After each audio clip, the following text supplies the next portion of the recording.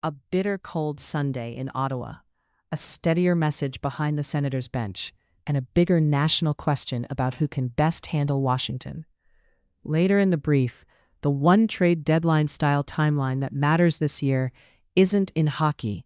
It's the review clock on Canada's main North American trade deal.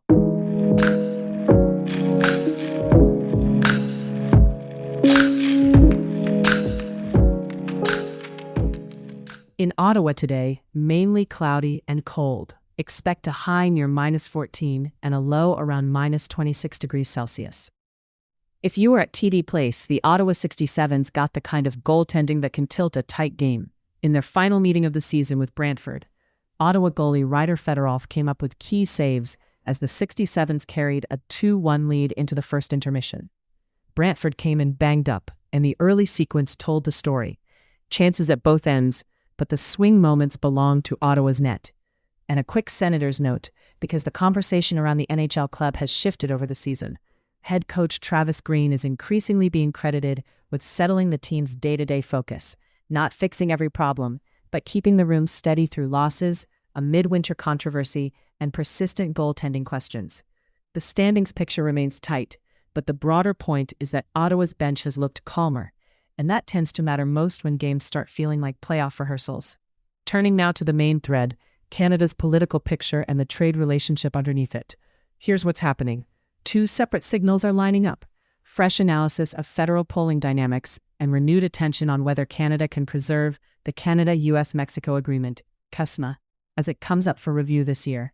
On polling, strategist Nik Nanos is essentially warning people not to treat the Conservatives versus the Liberals as a single, fixed matchup. In head-to-head testing, Pierre Poilievre's numbers look different, depending on whether the opponent is Justin Trudeau or a hypothetical Mark Carney. And the regional map matters as much as the national top line. Conservatives tend to run stronger in much of Western Canada and rural areas. Liberals keep pockets of strength in Atlantic Canada and parts of Ontario and Quebec. And crucially, small shifts in national vote share don't automatically become seats, because where support is concentrated, riding by riding, decides power. Why it matters now is that leadership scenarios change strategy fast. If a figure like Carney pulls in more centrist or business-oriented voters, that can alter not just who wins a poll, but how both parties allocate time, messaging, and candidate resources.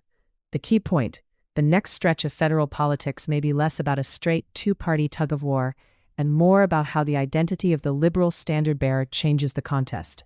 That feeds directly into the second signal: trade.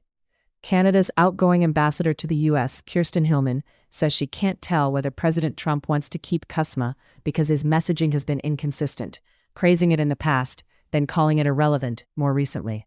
And this isn't an abstract worry. And Canada and the U.S. are still in a trade war that began after broad U.S. tariffs on Canadian imports last February. The risk here is uncertainty.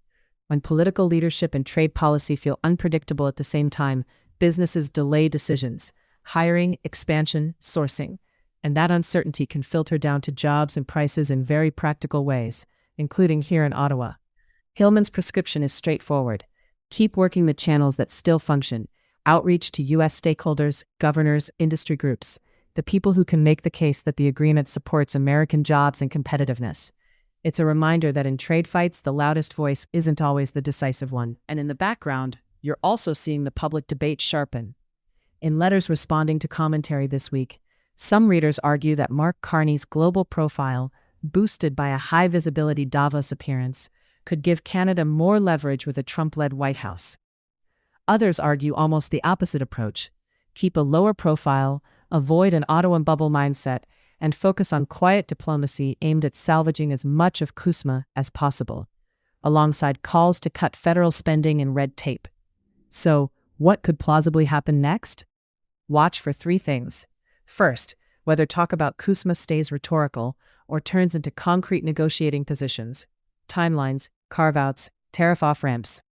Second, whether federal politics hardens around leader-to-leader framing, who can handle Trump, because that can quickly eclipse domestic policy debates. And third, whether the business and provincial pressure campaign in the U.S. becomes more visible, as Hillman suggests it should. The final piece to watch, as promised, the calendar. CUSMA's review window this year is the real deadline pressure point. not a single day, but a period where uncertainty can either be contained or allowed to spread. That's where we'll leave it for today. Ottawa is in deep cold. The local hockey story is about goaltending and composure, and the national story to track is whether Canada can keep its main trade framework steady while its politics stay in motion.